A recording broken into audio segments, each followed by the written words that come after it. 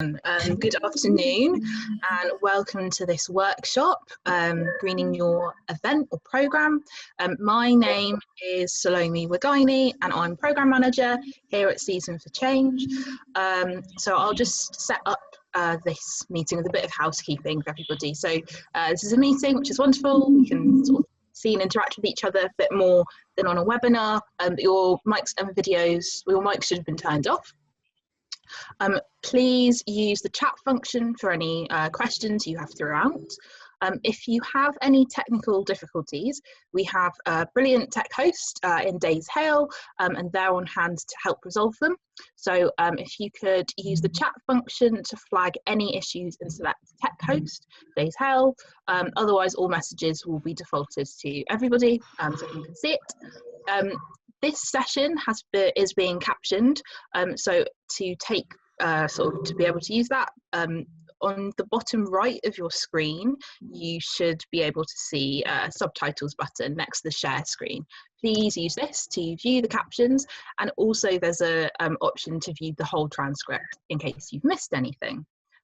We'd love for you to join the conversation on social media. Our hashtag is Season for Change. And as I mentioned, this is Season for Exchange and a precursor to the open programme we will be doing in the spring. This is a 3-week free programme with online workshops, conversations and artist interventions to inspire artists and arts professionals to learn, share knowledge and talk about climate action and climate justice.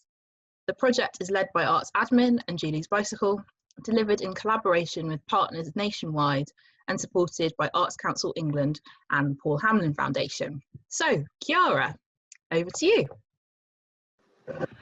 Thank you so much, Salome, for kicking us off. I work at Julie's Bicycle. My pronouns are she, her.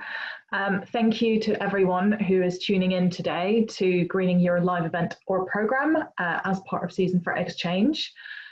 So today's session is one of a few that we've organised to bring the Season for Change toolkit to life.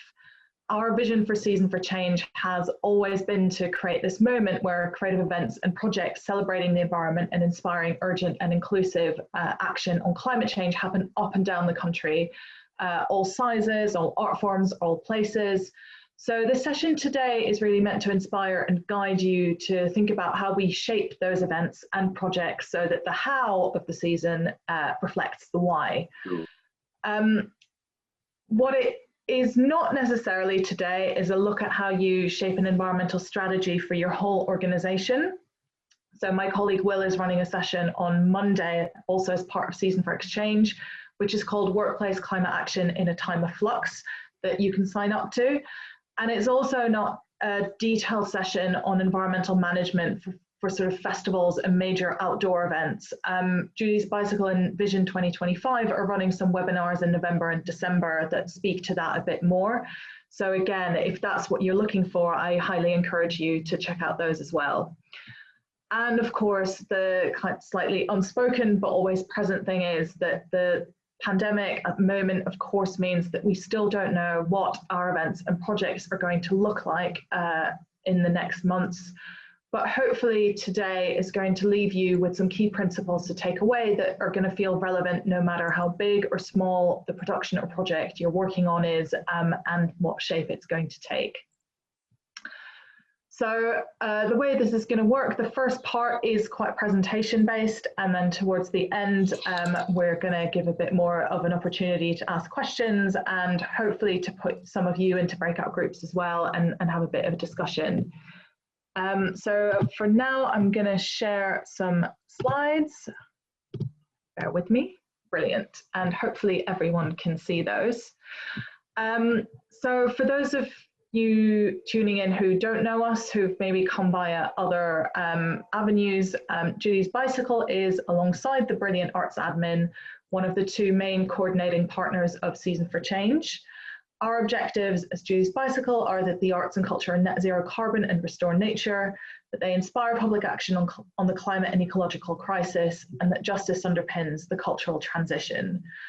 So we work with the creative community to help change the way that it works so that we can unlock this huge creative power that is within all of you to go out there and change everything.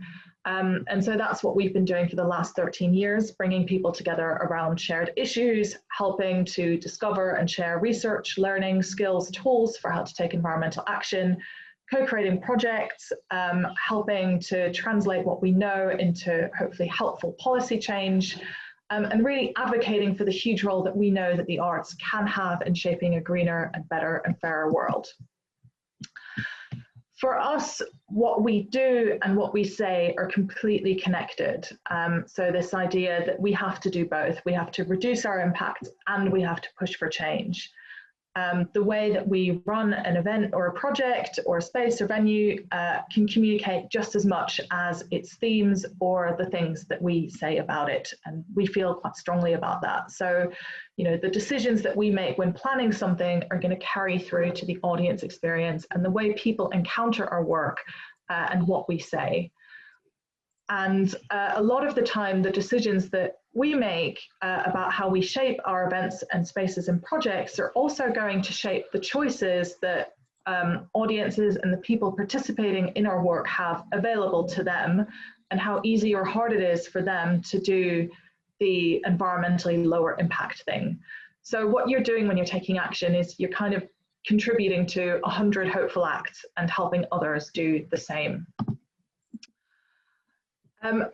And something that a lot of people find kind of helpful is thinking of all this as environmental action, greening, reducing your impacts, shifting our practice so it sits within the planet's life support system, whatever other name that you want to put onto it, thinking of this as a process. So it's a shift in the way that we work that holds a different kind of space to consider and weigh up our impacts when we make decision. And it's extending that understanding of impact to a definition that considers not just, you know, the people coming to our art and our projects, but also those who are going to be impacted indirectly through the decisions that we make and how we run them. A lot follows on from the question that you ask yourself as part of that process. You know, you can ask yourself a very specific question around how do we reduce the environmental impact of our project or event? Or we can ask ourselves a broader question, which is about how can my project and event help address some of these huge interlinked challenges around climate change, social justice, livable cities and places, improved health. And really see it as a moment, an opening for inspiration as well, and a nudge to actually coming up with creative answers.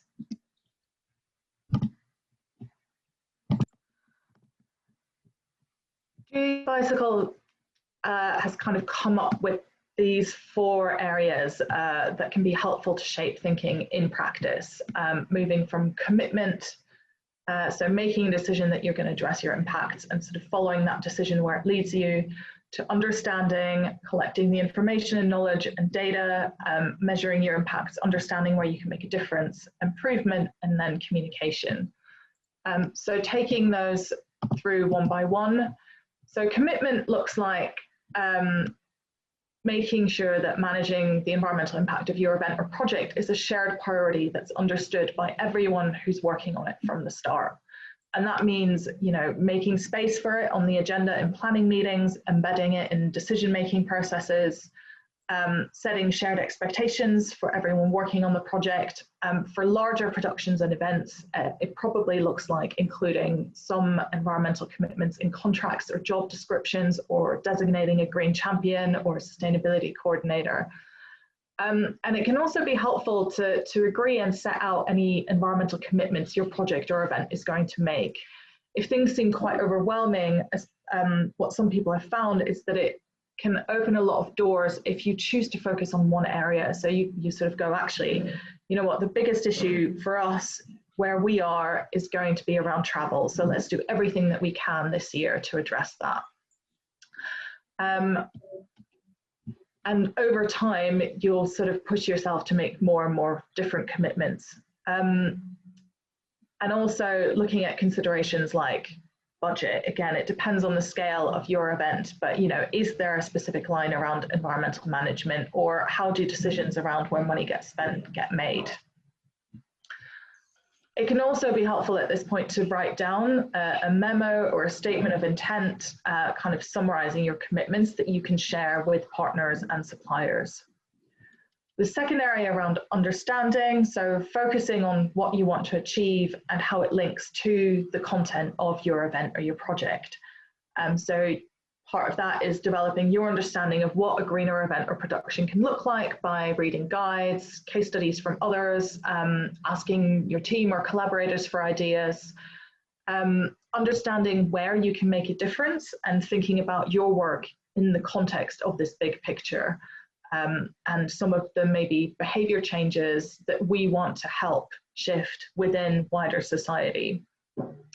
Also as part of this, agreeing some meaningful key indicators that you want to track to measure the environmental impact of your project.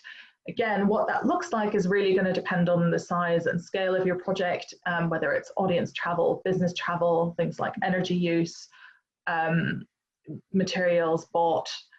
And also another area around understanding is to keep coming back to asking questions and giving yourself that space to find answers. The third area around improvement, so translating all of that into action, using the hierarchy of environmental action, which goes from avoid to reduce to reuse and then replace with better alternatives. And that process also means considering what's going to happen at every stage of your project, from design all the way through to what happens after the event.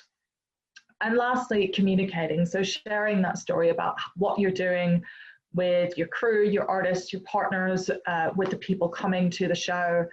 And that can look like including information on your website and programs, signage, social media. It can also mean sharing with others how they can support your efforts too. It can mean putting in place a green rider to make some asks of your host venue or your event. And also not forgetting kind of an end of project meeting with the team to look at what worked, what didn't work, and what learnings you can take away to share with the wider creative community. Everything that we do has some impact, and that's not really surprising, whether that's on climate change, on biodiversity and nature, plastic and air pollution, and that our impact comes from the stuff that we use and buy, where it comes from. It comes from how we move around people and things, and it comes from the resources that go directly into powering the spaces in which the art takes place or is created. And it can be helpful at the start of every project to take a moment to think about what are going to be your main areas of impact. Things like volume, so what you'll be using most of, things like spend, where most of your budget is going to go, can help you identify priorities. And another thing to consider is also what might be issues or priorities close to where you are, in the communities that you work with, that are going to chime with the people who you're engaging through those projects, and focusing really on what you can shift in those spaces. Again, if you live in an area that's been very affected by air pollution, then you might want to really focus on how you reduce your transport impacts that contribute to air pollution. Another really useful way to think through this is this idea of what you can control, what you can influence, and what's outside of your direct control, but that has an impact on what you can do. And so these are really these sort of levers of change from the very small to the very big. If we think through, for example, travel and our travel impacts. So things that are going to be within your control directly might be whether you choose a venue or location that's easy to reach by public transport. It might be whether in your, how to travel or how to get to our event information, you lead with the information about where the bicycle lockup and public transport is, rather than going for the car parking first.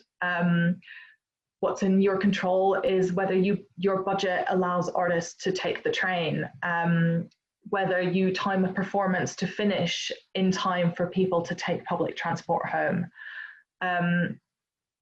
It might also be what kind of a vehicle you rent things that you can influence but that are outside your direct control might be how your audience actually gets to your event. And that's where, you know, what are the incentives that you can use and what are the disincentives that you can use to try and get people to do the better thing. So some venues have in the past managed to negotiate things like discounts or free public transport tickets. You know, do you charge for car parking and how much? Can you offer people some kind of benefit or incentive if they can show that they've arrived by public transport? Things that are outside your control but that do concern you are going to be about your local authority policies on public transport. Is it even available? And that again is going to really impact on what else you can do. And that's where you would work with a local authority, for example, to raise things, and that's where we push for much bigger change. So what can some of these actions actually look like? I'm just going to skate through some of the major areas of impact, and again, just go through some top tips. They are mainly framed around the point of view of an event or a production manager. If you do run your own venue or you do organize your own event, you're going to have more control over some of these choices than is in these top tips that I'm about to share. So around energy, things like designing for less energy use. So, you know, giving your lighting designer a challenge about using fewer lights or prioritizing LED lighting. Some productions have in the past actually worked with their lighting designers to give them a budget for how much energy their design should fit into. Working with energy efficient equipment, working with venues or studios that are powered by renewable energy. And yes, you know, asking them, bringing that up as part of the conversation. Asking venues for information about controls so that you can switch off when things aren't needed, and you know, just keeping an eye out for things like heating running in rooms at the same time as cooling. What other productions have tried are sort of more inventive things like holding rehearsals during daylight hours. All of those will have, you know, knock-on impacts around what is and isn't possible, but it's just sort of thinking through what you can do. And if you do need any power sort of on location anywhere, prioritizing mains grid connections over generators where you can, exploring alternatives like battery power, which have really come on in leaps and bounds over recent years. And if you do use any generators, using them very efficiently and being very clear about your power specifications. On travel and transport, again, in communications, leading with the low carbon options, things like what the public transport connections are, what the bicycle facilities are, where the lockups are, and not just offering the car parking information. Incentivizing better travel choices wherever you can, through information, through lining up show times with what's out there. Creating a budget for lower carbon travel choices for artists, staff and crew. At design stage, you know, especially if you're designing something that is meant to go on the road, understanding the environmental implications of some of the decisions that are made. Are you making a show that's good to take on a train? Are you making something that fits into a car? Or are you making something that's going to need more significant freight and is going to lock you in to having however many trucks on the road? If you are driving, you know, choosing the right size vehicle, do some fuel efficient driving training. It does pay off. If you are hiring any freight, asking about whether drivers receive eco-driving training, the efficiency of their engines, what their investment plans are, and things like no idling policies for everyone. That feels like it should be a given, but it is useful to just remind everyone of that expectation, and cutting down unnecessary travel. So, you know, what can be planned or delivered remotely. I think the current pandemic has given us all a bit of a crash course around that, and what can be routed better. If you want more information on that, there's loads of practical guides that Julie's Bicycle has pulled together around everything from touring to audience travel and business travel. On material use and waste, considering at the start what is going to happen at the end of something is kind of a golden rule that's going to really help you actually think through your decisions from start to finish. And also, again, coming back to this idea of avoid, reduce, reuse, replace. This isn't just about going for higher cost alternatives, I think is really important.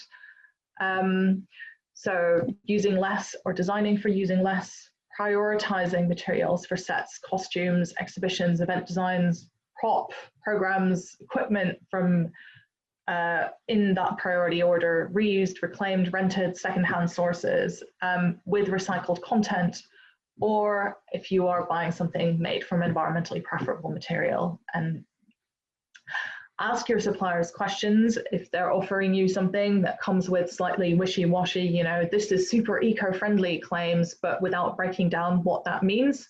Ask the follow-up question. You can introduce minimum sourcing standards. If you are commissioning, you might introduce them for commissioned artists as well. So saying, you know, we don't want any timber used that's not FSC certified as a minimum.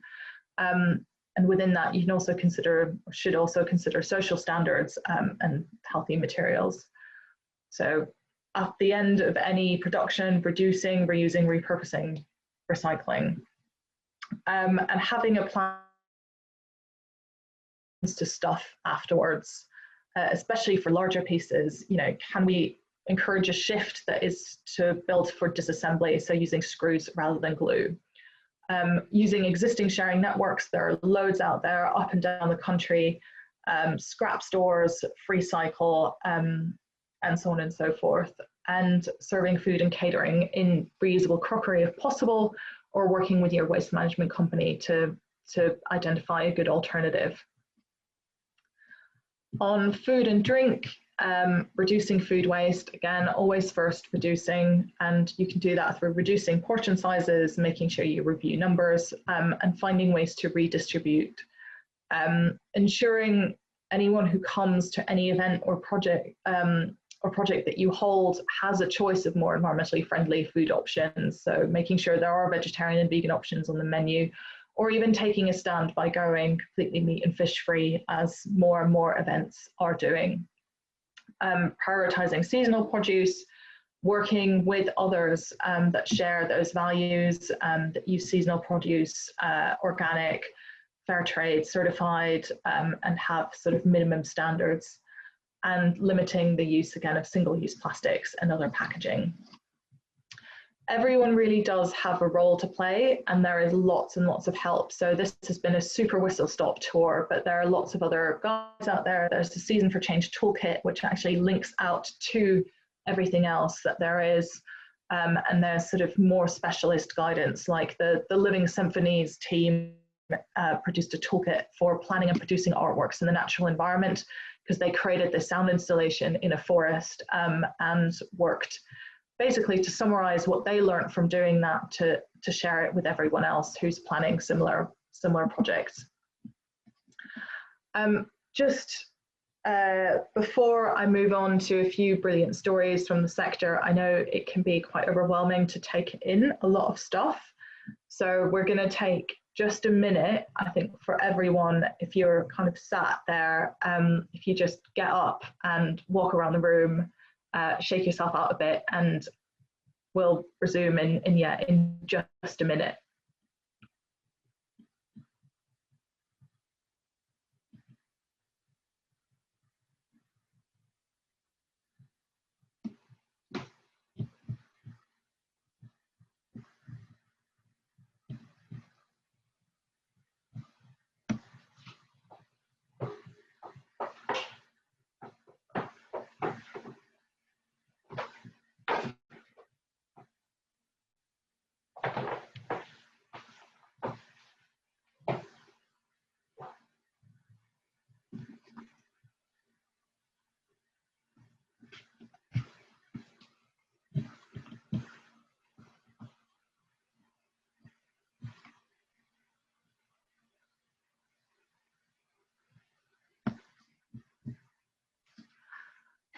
Brilliant. I hope everyone has followed that direction. It can make a fair bit of difference just to get the blood flowing again throughout some occasionally very long days. So I'll just go through some examples of people who have brought different practices into their work, hopefully as inspiration. So this first one is an oldie. If you've seen me do a presentation before, we've probably talked about it before, but it's also a goodie. So the Young Vic Theatre did this series of classics for a new climate, first in 2012, and then in 2015 they did a production of La Musica. And it was really about trialing what it would take to bring environmental sustainability into the whole production process from start to finish. And so that for them included the set design. So around half came from recycled sources, including they were lucky enough to be able to reuse the flooring from a previous production, because timings lined up nicely. But it also extended to what was served in the theatre bar. And actually a lot of shifts to more environmentally conscious suppliers remained in place permanently in the theatre bar after the production. And then they also thought about how the audience would experience, again, this event. So instead of programs, the credits were written on a wall mural on the way in. Instead of tickets, people were given sort of reusable wooden blocks. And the press night was meat-free. So it was just using that idea of what does a classic for a new climate look like and carrying that through into every single part of the production. This example from Leeds Museums and Galleries. So again, inspired actually by the content of their exhibition in 2018 called Beavers to Weavers, The Wonderful World of Animal Makers. Which was about showcasing how animals use what they find around them. So there was this idea that this theme of using what we can find could be threaded through into the way that the actual production was built as well.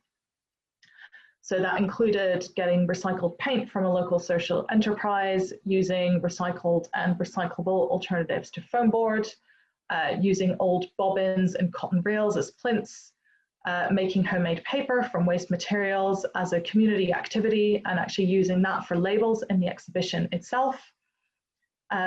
Printing labels with Leeds Industrial Museum's Albion printing press, using materials sourced from scrap, which is sort of a creative reuse supplier for learning activities that helps provide scraps and offcuts. And lastly, making cushions from recycled coffee sacks and foam offcuts. And so they sort of pulled all of that together and also made sure to share information about things like the human impacts on animals throughout the exhibition.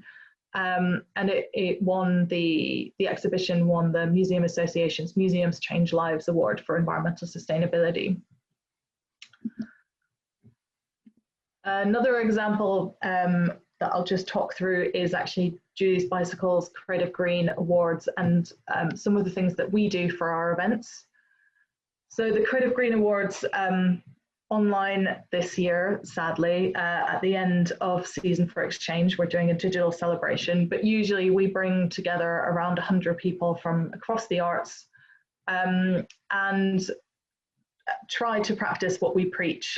So for example, our host venue is always a member of our Creative Green community. So we know that they're working towards addressing their own impacts. We've been at Somerset House, we've been at the Roundhouse, we've been at Curzon Bloomsbury. We use a green rider to go through various environmental sustainability requests with our host venue. We actually do that for absolutely all of our events, and it's really, really useful to have that conversation scheduled in. This can be your opportunity to shift things through having that conversation. So again, I know that the talk we had with them resulted in one venue actually switching to a more sustainable soft drink supplier after our event.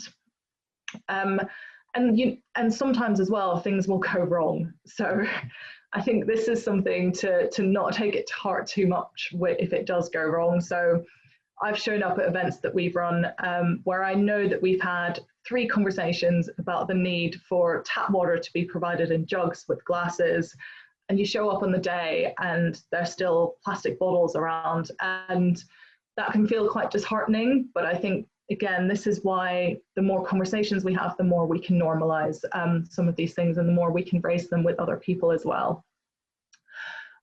So for the Creative Green Awards, the catering in the past has been 100% vegetarian, and last year was fully vegan, up in reusable and washable crockery or glasses. And we tried to work with suppliers who sort of share our values as well. So last year, the catering was provided by a company called Elysia, who save ingredients from going to landfill. Borough Wines, who've created a sort of a refill option for wine, which creates much less packaging waste. Freedom Brewery, which produce vegan and organic lager, and Karma Cola, who are a fair trade organic cola and lemonade company that also support a social enterprise in Sierra Leone. And we also try to carry it through into the kind of awards and gifts that we give to our winning green champions and organizations. So again, in the past, that's included, you know, cakes from Luminary Bakery, who are a social enterprise empowering disadvantaged women. It's included tickets and memberships that have kindly been offered by others in the Creative Green community. And so we just tried to carry that through again from start to finish. Another really nice example is Toby Peach, the theatre maker. So he's got his Principles of Peach, which is really a two-page document that he shares with organizations that he works with. And they lay out some of his expectations and aspirations around things like gender, accessibility, supporting fair and equal pay, and also green and environmental issues. And he uses those principles as a document to start a conversation with the partners that he works with, and frames them under this idea of progress, not perfection, and making that conversation part of the progress, and building it into the working relationship that he has. And then another example on a slightly different scale is Bournemouth Arts by the Sea. So again, what they've introduced is a venue green rider that they share with all the venues that are part of the festival, sort of laying out the expectation, and an artist green rider that they share with all the artists coming in. They have three sort of priority areas. One is around refill and making sure that plastic litter is reduced because they're by the sea, working with the City Council on improving recycling, and pushing sustainable travel to their visitors. So for example, one of the things that they do is they mark all the cycle parking in the town centre and near the festival venues on the event map, including information about how many bicycle stands there are, just to make that as easy as possible and to make sure people know that that option is there. And then one last example is Meta Theatre, who they produced an infographic around the different environmental impacts of their last production and what they're doing around it. And actually, if you want to know more about that, I believe just after we finish here at 5 o'clock on the Meta Theatre Facebook page, Will is going to have a bit of a discussion around sustainability in UK theatre touring. So yeah, if you are interested, you can jump straight from here to that. And now I thought we might take a moment to go into some breakout groups, and hopefully we can make that happen in, I think, groups of 3 or 4. I'd like you to just take a moment to share an example of a time when you introduced a new environmental measure for an event or production that you worked on that worked really well, and also think about any key obstacles that you had to overcome to make that work, and share that with the others in your group. If you need the closed captions, then if a little window pops up asking you to go into your breakout group, just decline it and you'll stay here in the main room with us and you'll continue having access to the live captions.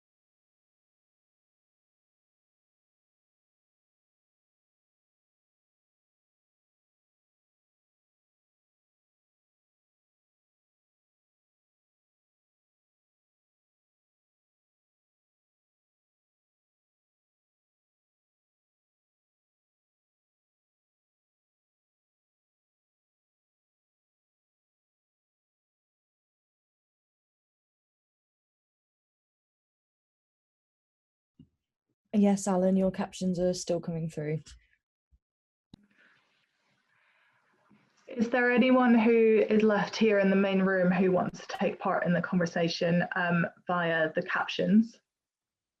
If so, if you put on your camera, put something in the chat, that would be great. Don't want to lose anyone.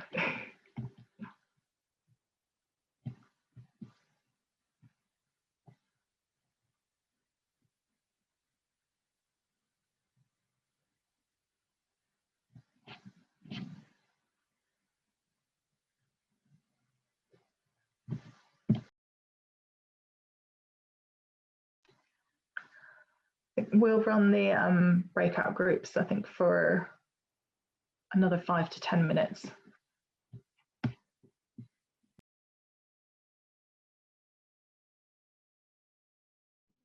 Great, if you just give me a like 1 minute or 3 minute heads up when you want people to start coming back, I'll give a 3 minute warning, and then I'll it does a like 60-second countdown. So when you start. Brilliant.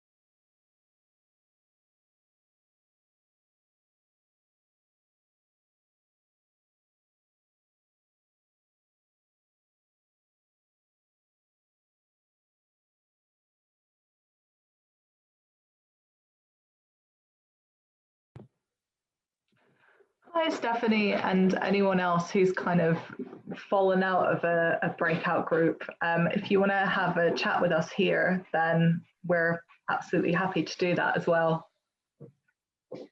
I left because I was by myself, so I couldn't have any interaction. No worries. So yeah, why don't we take the next few minutes to address that question here as well. So yeah, if you have something that you can share, a moment where you introduced an environmental intervention and it worked really, really well. Yeah, I work for a literary festival in Italy. It's quite big. It was the first one. And something like 7 years ago, I suggested to switch to Mater B, so bioplastic, for our canteen. And it was easy, I have to say, because apart from the fact that it was more expensive, all the cutleries, and but I was able to do that, and I had the approval of my bosses, and so it went smoothly until now, because now it's very difficult to understand what is really compostable and what is not. So this is my goal for next year edition. I want to find out what is really and only made by bio and compostable materials, because nowadays you can't be sure anymore of this bioplastic, because they're a mix. I discovered they are a mix of all different ugly things. And so that's quite interesting. It was very easy to shift to bioplastic, but now it turns out that it is even worse, because they have microplastic from oil in them, and so they're not compostable. So yeah, some of them do. Yeah, it's a tricky context. Very tricky question. Yeah, topic. Yeah. Stephanie, did you unmute yourself to say something? Oh, hang on. Sorry, you can't see me. Yeah, we've had kind of the same thing, actually. I was very pleased with myself when I instigated all the vegware cups and all of that stuff. And then the more I've researched and found out about it, I realized that actually it's completely pointless and it will just be getting incinerated anyway, probably releasing lots of harmful, toxins. So that's a bit of a tricky one. We're hoping to move to more of a system of reusable, cups that you give back. But our problem is in our building, our cafes and things, they're not ours, they're tenants. So we can't force them. We can try, to work with them. But my commercial director gets a little bit touchy if I try to talk to the tenants directly. We have to be careful of, not, we have to just be careful of that. It's a sensitive relationship. Sometimes it can be about timing, can it? So it's almost like when the contract is next up for renewal, that's your chance to put whatever it is in there. I think, especially the trouble is that because at the moment some of our tenant spaces are empty, and obviously we've got commercial targets and we desperately want them to be full, and the whole pandemic situation, has really obviously not helped financially this year. So I want to put in place, if we had a proper environmental policy or like the Green Rider type thing, at least we can share it with them and say, this is what we're doing. Like, we'd love it if you also came on board with that, although we can't force them. But yeah, at the moment, we don't even have the policy yet. So that would be a step in the right direction, basically. Brilliant. Yeah, it's steps, isn't it? And you find what you can push on, and then sometimes you find that there's more of an open door than you thought there was, and it was just about finding the courage as well to make some of those asks. But yeah, definitely moments where contracts are up for renewal can be quite helpful, because it's a moment when you can set a new condition and actually say, if you want this relationship to continue, that's what we would ask. We've managed to stop our paper tickets, which is a good thing, I guess. There's been a lot of, reduction in paper that's just obviously naturally happened this year, and hopefully we can stick with it. So that's been a real positive. Just we did use an awful lot of paper in our organisation, so it's actually been amazing how much can go digital. Yeah. On the bioplastic side, I agree. It has been so difficult to sort of get through that conversation, and I think that's why for us it really has been a return as well to that hierarchy of, how do you reduce and how do you reuse in the first place, rather than going straight into buying the alternative. I think another thing that I found quite frustrating in the whole very fast shift away from plastic is that we've seen a lot of events and venues actually bring in, tinned water, but without the recycling infrastructure for the cans. And at that point, you're kind of chucking a material that's much higher value in terms of the energy that's gone into it in the bin than the plastic. And yeah, it hurts me a little bit when I know that people have probably paid a premium for that as well, thinking it's the right decision. And then having to have that conversation and go, and not feeling disheartened, as you say, Ariana, by kind of feeling like you've done something with the best of intentions and then having to change it again because it's not the solution you thought it was. Yeah, and what I found very strange is I ended up speaking with the manager of the recycling company here in Mantova, and we ended the meeting with him saying, let's go for plastic. So because that's the best solution. So I totally agree with you, and I have to say that I had the pleasure to meet Claire of Julie's Bicycle, because I was part of the Sea Change project, and she really made us think about the thing of reduce. I mean, not substitute one single-use item or material with another one. It's just the logic that we have to change, and that's I brought that with me, and we're trying to work also with our commune on that. Maybe, yeah, try something different next year. Brilliant, thank you. I think we've got everyone more or less back in the main room now.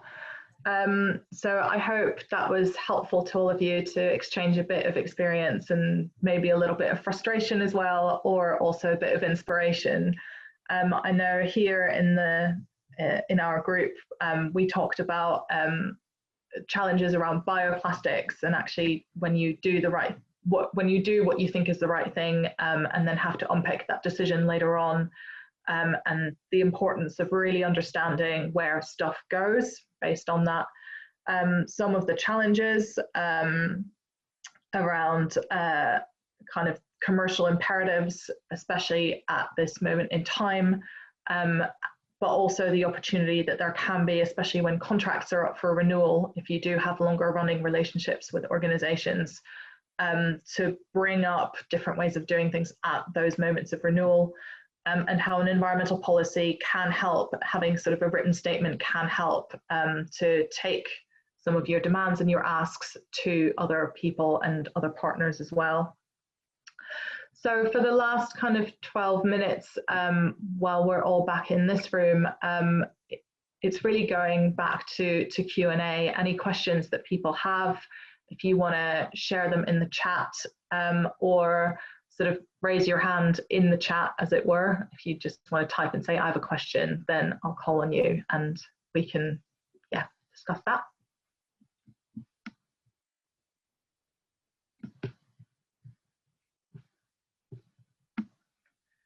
No one has any questions. So if no one has any questions, there's one that I can kick off with that we've gotten before, and it's how you weigh up whether you work with someone who is a local supplier but maybe not as green or not as ethical, versus working with like the most ethical and greenest supplier but they're based a long way away, and how you make that decision. And well, as with so many things, I think the answer can be it depends. Like if it's a major bit of infrastructure for a big event that you're doing, maybe it is worth bringing in this other supplier. But in other cases, it can also be helpful to really work with your local economy, and again, use that opportunity to have those conversations with people that are based more locally to you and actually shift the way that they do things. And you can say, you know, there is this other company here that would do X, Y, and Z. I know that you don't do that, but maybe could we work towards that? Or is there something that you're maybe planning? And in doing that, you help shift and you help make visible, I think, some of that demand, which is also something that comes up sometimes when we talk with venues. I was talking about this earlier this week, actually, that it's only been quite recently that more people have started asking venues about their credentials and what they're doing on sustainability. So quite often we used to speak to venues and they're like, you know, maybe 2 artists or 2 incoming productions have ever asked us about our environmental policy in the last 10 years. And that creates this sense for them that this is not a commercial imperative, that it doesn't really matter, that the people that they're working with aren't really interested. So next time, you know, you get to deciding the budget, so where the effort goes, it ends up bottom of the list.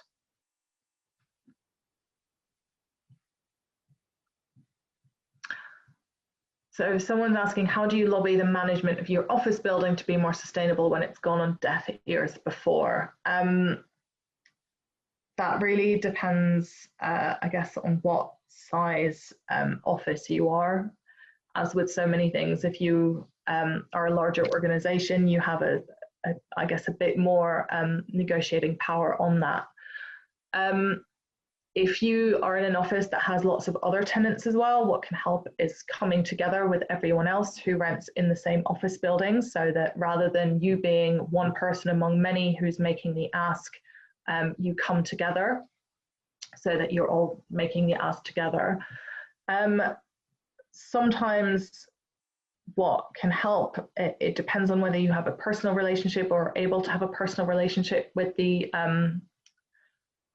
office management, and actually just sitting down with them and talking about why this matters to you, which again, and sometimes, just making the ask again, and sitting with that frustration in terms of what you control and what you don't control. If it isn't something that you can control and it doesn't look like it's shifting today, I think not letting that frustrate you too much, and instead finding there are so many other things that I'm sure you can be doing within your own communities and within the way you work. Examples of memos or documents that show the commitment of your organization. Yeah, we can share in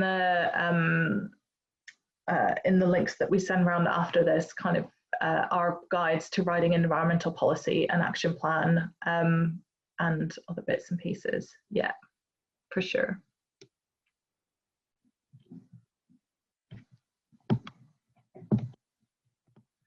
Any final questions?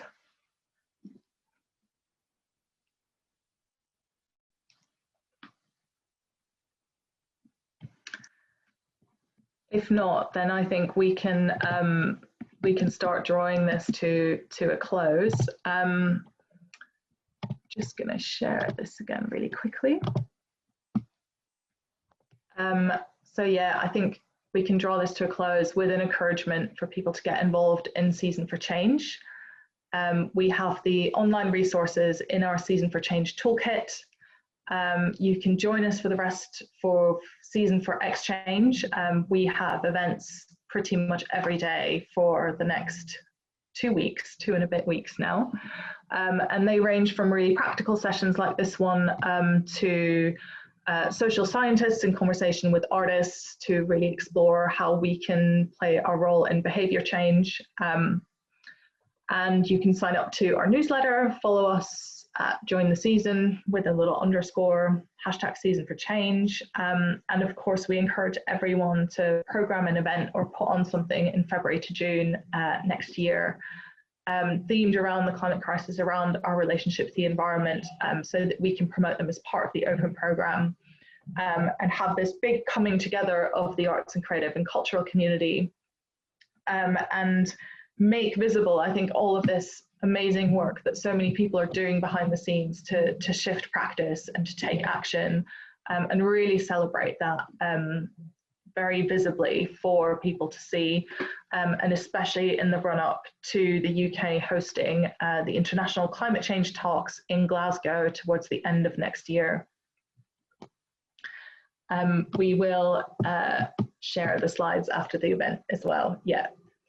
And I think that's it from me, unless there's any other questions from anyone, or anything that the Season for Change team would like to add just before we go. On my side, I feel like you've said it all. Yeah, fantastic to have everybody here, and as Chiara's just mentioned, we are doing events until the 13th November. So yeah, thank you so much.